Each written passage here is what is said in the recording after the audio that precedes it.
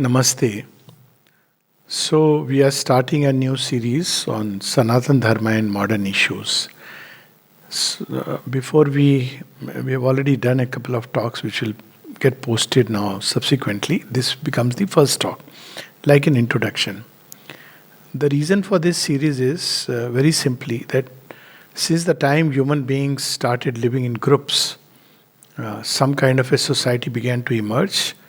There has been a contemplation on how to create order, govern order in a society, especially with regard to maintaining the order at the same time allowing freedom to the individual. This is the main issue around which social orders evolve. Because before social orders come into play, individual is like the solitary mastodon moving around. He's a law unto himself.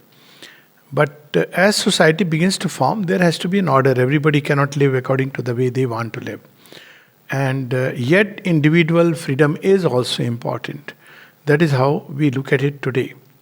But it's good to understand that in different societies, different experiments have taken place, especially in Indian society, where we had what we know today as the Sanatan Dharma. And why it is relevant is because on one side we have today the democratic ideal which wants to flatten society in terms of law, rules, and commonly we see law is equally applicable to all. Sounds almost like death saying law is equally applicable to all. But then when we say law is equally applicable to all, we don't keep in mind the extreme variation in human nature, stages of development, the diversity which we have to take into account. In the Indian thought, something which is very amazing is that it allowed for this diversity. And we are not able to appreciate it because sooner or later this is what is going to come up, because if you don't allow for diversity and only have a flattened rational order where there is the rule book and the constitution and the rule book as per the legislature, and according to that people are either punished or whatever sentence is given to them or judged according to that, we may create a kind of a ragtag order. But this order will not be able to sustain itself as society begins to become more and more diverse. So this is important to understand, that how different social groups have looked at life, at law, at rule, at liberty, because we may pick up a lot of gems which are going to light us for the road to come in the future. Now, before the democratic, rational, scientific order came with its own rules and regulations, which today we are following, there was the religious law, and every religious group had its own law. For instance, in the law of Moses, which says eye for an eye and a tooth for a tooth.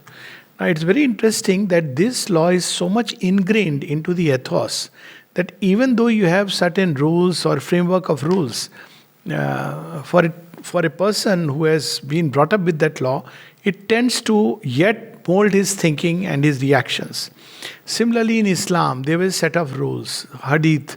So, how much ever you may rationalize, still it is something which runs into the fabric of a typical Muslim who believes in his religion and he wants to follow his life according to those edicts.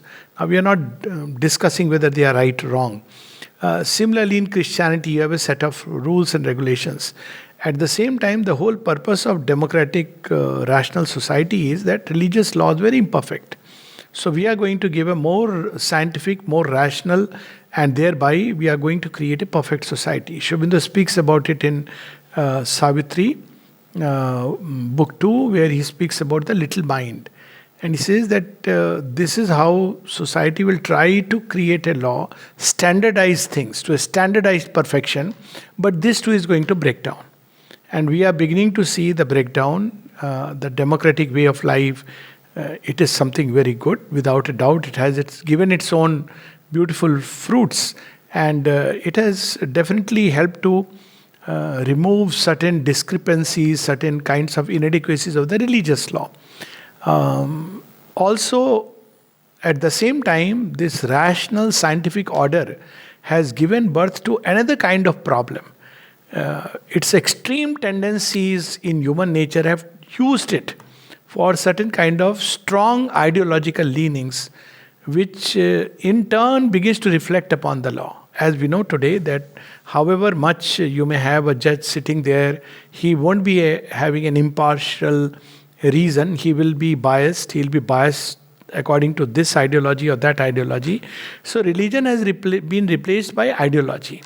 And now law is armed with ideology or backed by ideology, and ideology is armed by law. That creates a very difficult and peculiar situation. For instance, modern democratic law would say that you are innocent till proved guilty. It's very beautiful because it allows for a certain kind of compassion.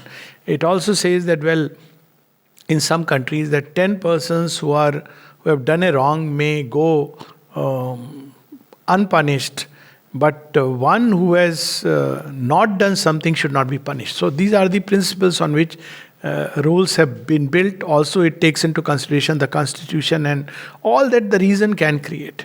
But I think it's time to look beyond. Something new is coming, and this new has to apply for a lot of plasticity, wideness, individual liberty, at the same time equity, at the same time it has to take into account the social order. So one of the ancient systems which we have forgotten, and it's not ancient because it runs through the fabric of human consciousness, is Sanatan Dharma. Now why I say it's ancient and not ancient? Because it is not based on any artificial, man-made or mind-made system. Mind-made systems are constructed by the mind. Whereas Sanatan Dharma took into account the deeper nature of human beings and all its diversity, stages, and therefore it has evolved many ways of life and laws and rules and regulations which can be applicable to a very diverse strand of human beings. And when we delve into it, it's something amazing. So let me just share a little bit of it, because very often we hear nowadays words like Manusmriti. So, people talk without knowing what Manusmriti is about, I must say. So what really is Manusmriti? Manusmriti is one of the earliest edicts of Hinduism, Hindu thought, or Sanatan Dharma, as to the rules and regulations that should govern society. Now people often say it's all about Brahminism, but let's examine what it contains. First of all, today what we know as Manusmriti is largely additions which have come. Like Constitution, there are plenty of amendments. So a lot of people kept adding to the original scripture. That apart, in its essence, what it contained is, he said there are 4 ways. It mainly speaks about dharma. So it says that dharma should be the basis of law. So it discusses 4 things. One is the source of creation. So you can't just have a law hanging in isolation without taking reference to the creator. For example, if I take into consideration that creation is emerged out of nothingness, or it's built by desire, then how much ever rules and regulations you may bring about, human nature will be ultimately, and that we see today, a rational order of society which has removed God. So what happens? There are many things. For instance, if you get unduly angry, if you abuse someone, blatant things like pornography, you have to think about making a law. These things are continuous undercurrent because, society is built on this idea that whether God exists or not, it has nothing to do with our everyday life. Whereas Sanatan Dharma tried to connect the divine with life. So first aspect of Manusmriti is the source of creation. Second is the source of dharma. So what is the source of dharma from which the laws have to be derived? How are we going to derive the laws? Is it by man-made rules, mind-made rules? So Sanatan Dharma, Manusmriti says no. So how are we going to find the laws and rules that should govern a society? So first it says the Vedas. So you have to refer back to the Vedas. What do they speak about human nature? What do they speak about the different systems? For example, very few people know that there are 8 kinds of marriages which the Vedas mention. And only 2 of them are regarded as null and void. Even if it has taken place, it's regarded as null and void, whereas 6 types are considered as acceptable. Now, I'll just give an example. For instance, today we have those live-in relationship. do the Vedas sanction it or no? Now we see when we go back to the Vedas, among the 6 types of marriages, one of them is called as Gandharva. Vishwabindu speaks about it in Savitri, where the son is as the witness. God is the witness. Parents are not consulted. Nobody knows about it, and yet you are married. And we see instances like in the story of King Dushyant, Shakuntala, and many others, that this marriage was sanctified according to Vedas. Now you see how different our perspective changes. Equally, marriage of a girl from a lesser, we'll come to that caste, how it comes, caste denomination to a higher caste denomination was accepted, and not vice versa. So there were many aspects which are there in the Vedas, sanctity of marriage, how it, what marriage meant. So there were many aspects in the Vedas which came from, so he says Vedas are the first praman. So if Vedas have sanctified something, that is to be accepted. But again, not blindly, otherwise we would become like, the blind followers of a textbook. So it incorporates another thing. Another thing is the way of life, conduct of those who have understood the Vedas and who have lived the Vedic lore. Now, you see, because Vedas interpretation, understanding, each one would have his own understanding. So follow the rishis. So there are rishis who have understood, who have tried to live according to that, and they have set into motion certain traditions. So those traditions have to be followed, which are set by rishis who have understood the Vedas. This is the second one. Then third one is the actions of those who are holy. Now this is the third thing. They may not know the Vedas, but they are revered as, there's a very nice saying in Hindi, Jat na pucho sadhu ki, puch lijiyo gyan. Don't ask his caste. Don't know whether he has learned the Vedas or not.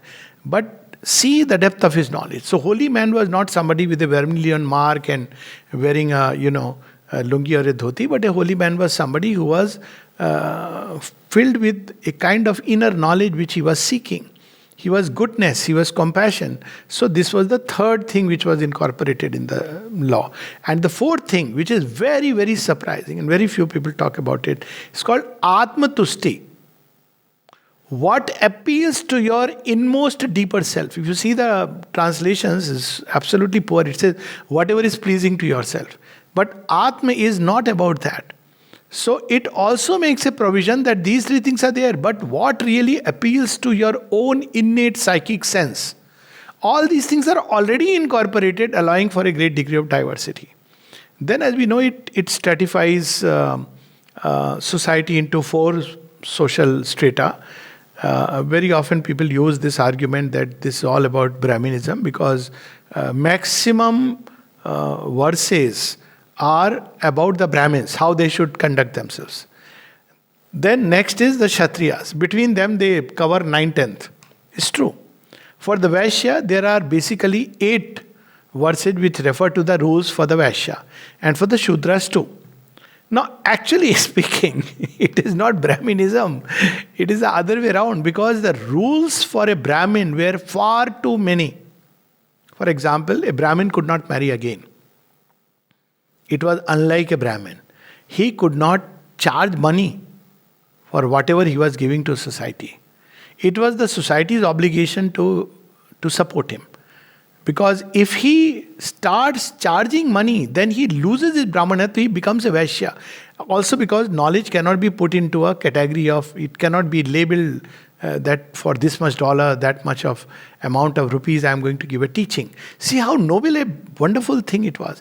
A Brahmin was supposed to remain clean inwardly and outwardly. He was supposed to lead the life of not of a rich man, neither a poor, but just enough to take care of himself. So now if you look at it, it's not really Brahminism. It's on the contrary, extreme degree of rules and regulations from a Brahmin. But in Kshatriya, we see there are other rules and regulations. Kshatriya could marry more than one person. He is a Rajasic person. He could fight a war. Brahmin was supposed to follow ahimsa, not only in word and speech, but in actions. But Kshatriya, Brahmin could use hinsa, but only in extreme cases. Otherwise, he was supposed to not to lift arms, that was given to Kshatriya, who had the warring impulses. So it catered for those who have extremely rajasic in nature, who have the warring impulses. So Indian society gave them a place, but with a code of conduct. So Kshatriya had their own code of conduct. You can't strike at night, you can't strike without challenging the other person, so on and so forth. If he's unarmed, you can't attack a person, and so on and so forth. Then for Vaishyas, and as I said, for Sudra, the life could be absolutely licentious. So if you look at it like that, I mean, they could drink, they could do in many ways. So it understood that the social evolution takes place through these categories. And for this very reason, the Brahmin's word, he was given the highest place in the society, because he was not a Brahmin by birth. Not even just by his outer action, but by his temperament, soul predilection, his inner state, his inner austerities. So this is how it for each one, it gives a rule of living which they were not supposed to transgress. Now, if they transgress, then there was certain punishment. One of them was, we hear about outcast. So if a Brahmin behaved like a very, un-Brahmin like, so he was to spend his time in the forest, like you are an outcast. This is how it practiced. Or he could do prayashchit. Or in an extreme case, there were things like death penalty. Of course, we know that existed. So it was allowing for the differences in society. At the same time, in Dharma itself, there was something very interesting, and it was called Dharma rules in case of an emergency. So these were the normal way of life. But supposing there is a sudden emergency, apad dharma. So all these have to be kept in the background. And you have to act on the need of the moment, not spur of the moment, need of the moment. So that was incorporated in the system of law and jurisprudence. So when we look at this system, it had its own merits. Now, subtly it is gone, and good, because we are not living in those times and we have new challenges. I mean, for instance, he didn't write about what to do with the modern issues of the LGBT community. So, they had their own. I mean, there are people who don't fall into either category. They are of a different nature altogether. Nations were not yet, there. They didn't know problems of dissension like modern societies are facing. So it is gone. It's perfectly fine. But what we have done is, in Hindu societies, we replaced him with Raghunandan. Whereas actually we had earlier Parashar Smriti, Manu Smriti. Now none of these were regarded as absolute, because there was not just the Manu, they were Smritis. Smritis were not regarded as absolute. Shrutis, which was inspired hearing by the rishis, that was absolute, that was Vedas. So that Vedas, Upanishads, the Gita, it could not be challenged. Their fundamentals could not be challenged. Whereas Smriti was, thus we have heard. So it was received through a number of sources and incorporated in the scriptures. And the purpose of law is very interesting. So the purpose of law in Manu Smriti, at the end, it discusses about rebirth and the law of karma, and it says the purpose of law is ultimately to help an individual gain moksha. So there was this idea of prayashchit. A better word I like is paschatap. You do a tapasya which is in retrospect. So the idea of the law was very interesting. It was not just that a social order is maintained, but each individual and a group is given a maximum possibility to arrive at inner freedom. Moksha was that. So when we look at it that way, it's very interesting.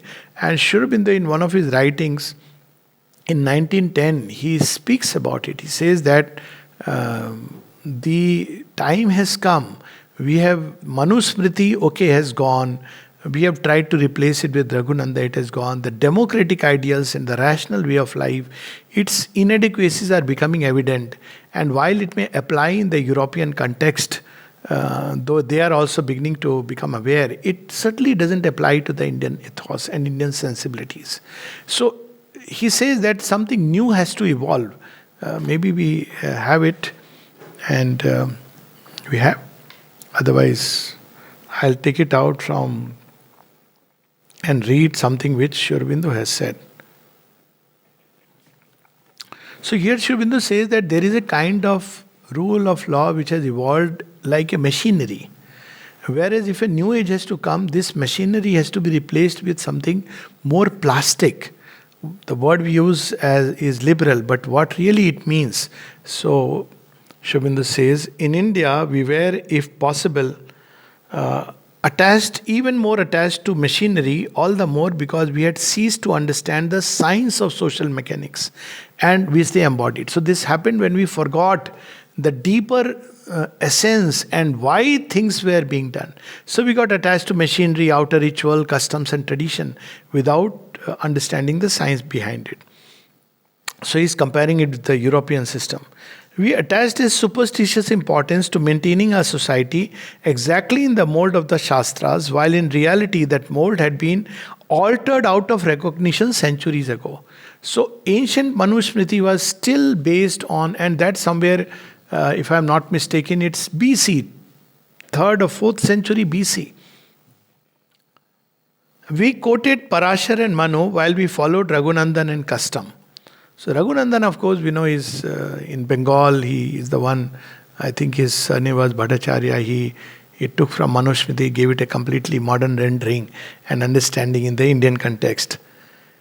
The religious fiction was very much like the English superstition about the British Constitution, which is supposed to be the same thing it was in the days of Lord Somers, but is really a thing Lord Somers would have stared at aghast as an unrecognizable democratic horror.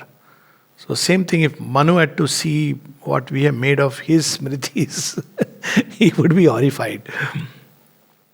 The cause is the same in both cases. A robust and tenacious society freely developing its machinery in response to its inner needs while cherishing and preserving them. So society advances, and as it advances, new challenges are bound to come in.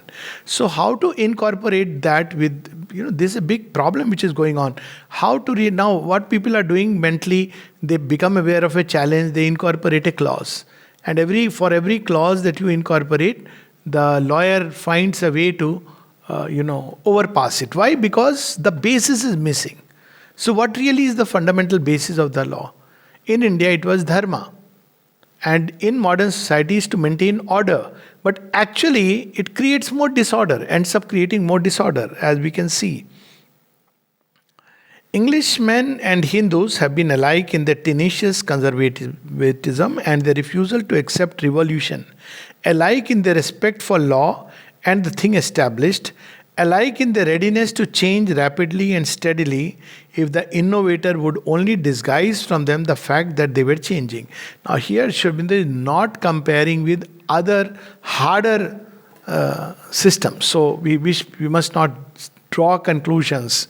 So if our social reformers had understood this Indian characteristic, they might have revolutionized our society with comparatively small friction. Now he brings, every Samaj must have its Shastra, written or unwritten. Where there is no social scripture, there is nonetheless a minute and rigid code of social laws binding men in their minutest actions. The etiquette of the European is no less binding than the minute scrupulosities of Manu or Raghunandan, and it is even more minute and scrupulous. So, when we look at Raghunandan and many of them, they give a lot of emphasis on achar, Vevar. You remember those days when, if children didn't touch the feet of parents, it was regarded as something which is not done. So, if you didn't get up in the morning and touch the feet of Mother Earth, or certain things like if you didn't take a bath before doing your puja, it was regarded as something not done. So many such things were there in society, and society everywhere is exacting, scrupulous, minute, pitiless in punishment of slight departures from its code, however absurd and unreasonable that code may be. But while in India the sanction is religious, in Europe it is social. In India, a man dreaded spiritual impurity. In Europe, he shrinks from the sneers and dislike of his class or his fellows. Social excommunication is always the ultimate penalty. So how beautifully Shobinda brings these two aspects. And then he speaks about the need of change. But in Europe and India alike, we seem to stand on the threshold of a vast revolution, political, social, and religious. Whatever nation now is the first to solve the problems which are threatening to hammer governments. This is 100 years back, more than 100 years back. This writing is in 1910. So Sri Aurobindo is speaking of the challenges which are going to come up. For instance, euthanasia. Is it good or is it bad? Is it legal? It is illegal. Suicide, good or bad? Drugs. There are societies you will be surprised. Like if you go to the Dutch society, I was very surprised. So they have legalized many things. They think that by doing this, illegality will stop. That's correct, okay, because you have legalized it. If you legalize, for instance, flesh trade, it's considered all right. It's not called trade anymore. But the problem is that the society is taking it downhill, which is not given a consideration. Drugs, many drugs are being legalized today. So how do we have to look at these things?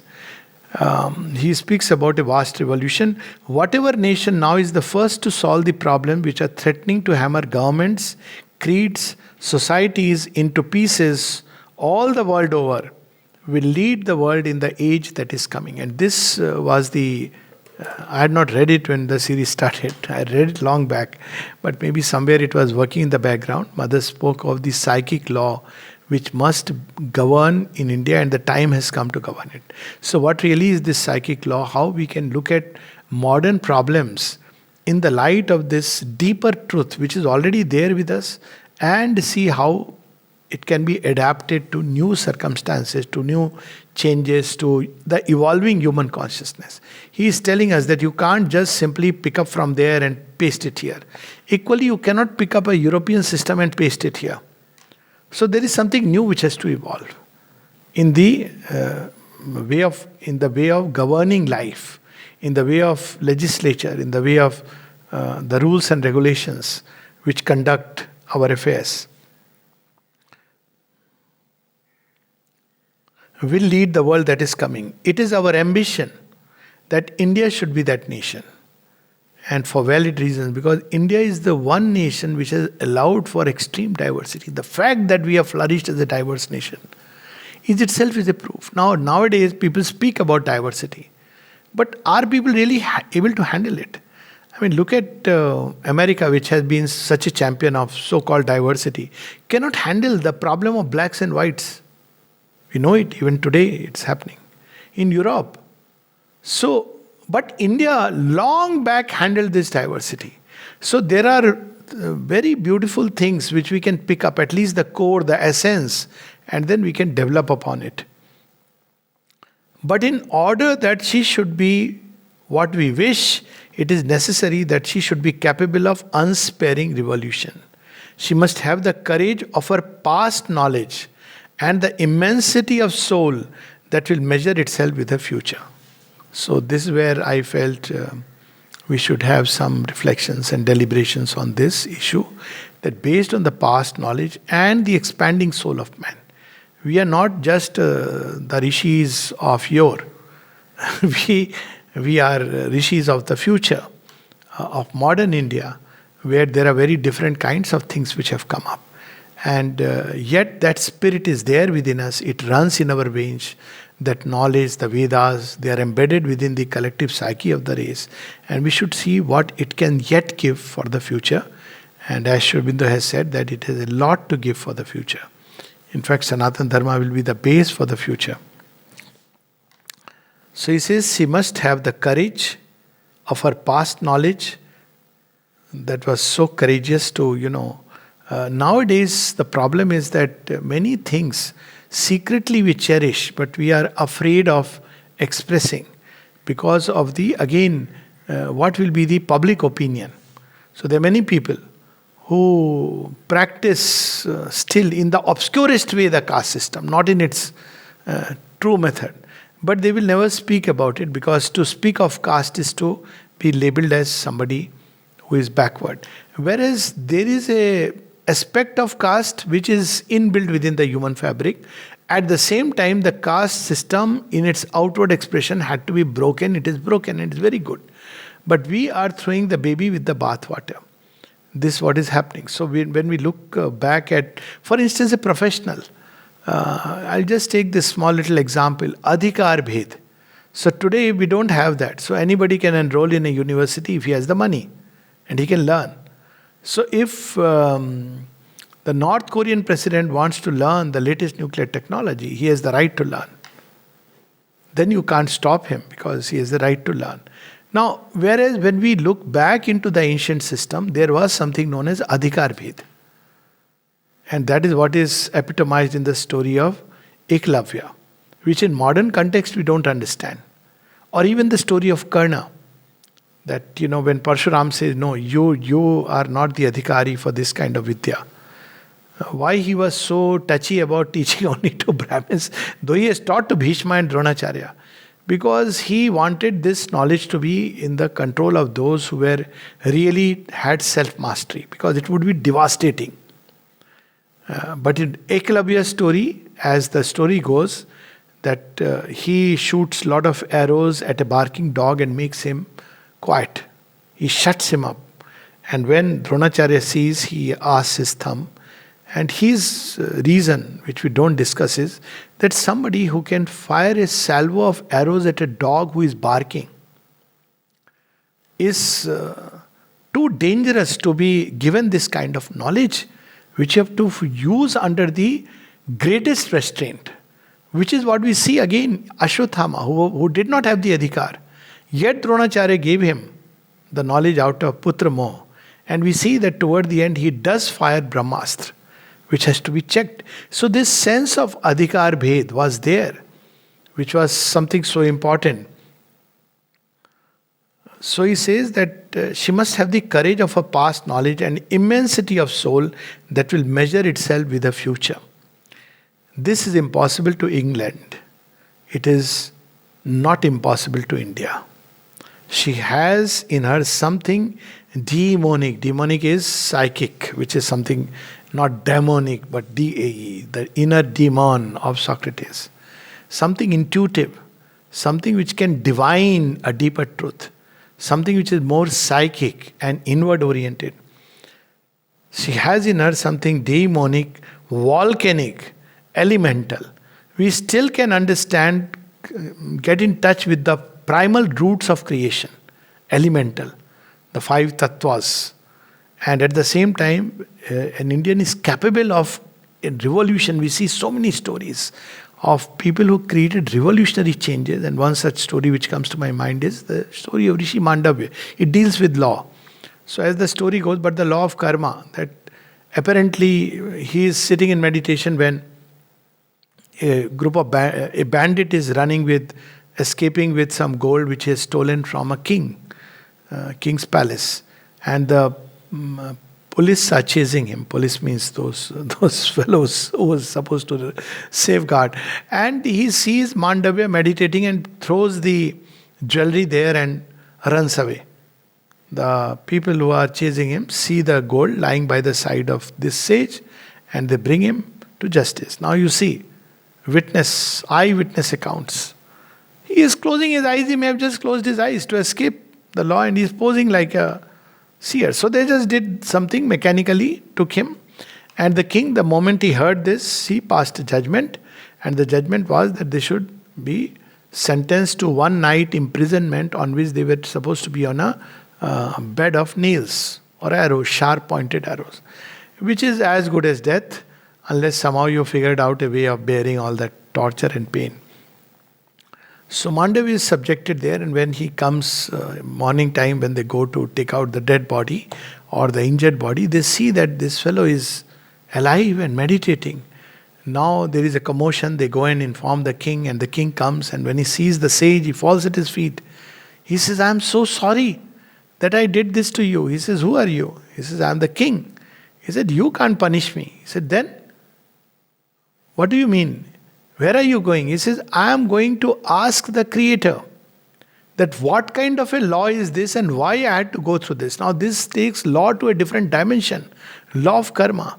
And as the story goes, when he asks death, what kind of a law is this? So death tells him that, So many births back, you had pierced a butterfly with a nail and needle, and that pain has come back to, to your life in the form of a bed of nails. He says, what? A child piercing a butterfly's wings in ignorance has to suffer like this when he has grown into a sage. And then he says, with all my tapasya, I change this law. See, it's very interesting. Savitri is about changing the law. Law of death is all flat. Whereas the law of love is not. He says certain things apply to you, death. But there are certain beings who have to escape the law. You have to grant that liberty. So there is this possibility of law evolving and changing, and India has had her own revolutionary moments and revolutionary seers who changed the law. We see Shri Krishna. He refuses to give 80% tax to Mathura. The most pragmatic level. In fact, he says the king must be dethroned, which was something unheard of. So they said, how are we going to do it? Because king is supposed to be an incarnation of Vishnu. But he does it, and he revolutionizes the whole thing. Similarly, we see in the story of Chanakya. Now, they understood the truth behind it, that a king is supposed to be the incarnation of Vishnu. He has to follow certain code of Kshatriya. If he is not doing it, he doesn't have the right anymore to sit on the throne. So instead of going by the letter of the law, they followed its spirit. So here comes this last bit. She can rise above conventions. She can break through formalities and prejudices. So the whole purpose is to try to see many of these modern problems in the light of the Sanatan Dharma, which is Indian way of life as it has evolved, and how we can apply them to new situations, new problems, new issues in the modern context. And even many of those issues which are there, but for which we are not clear, because we often say we have a way of life. But what really a way of life means. So all this we will discuss as the series develops.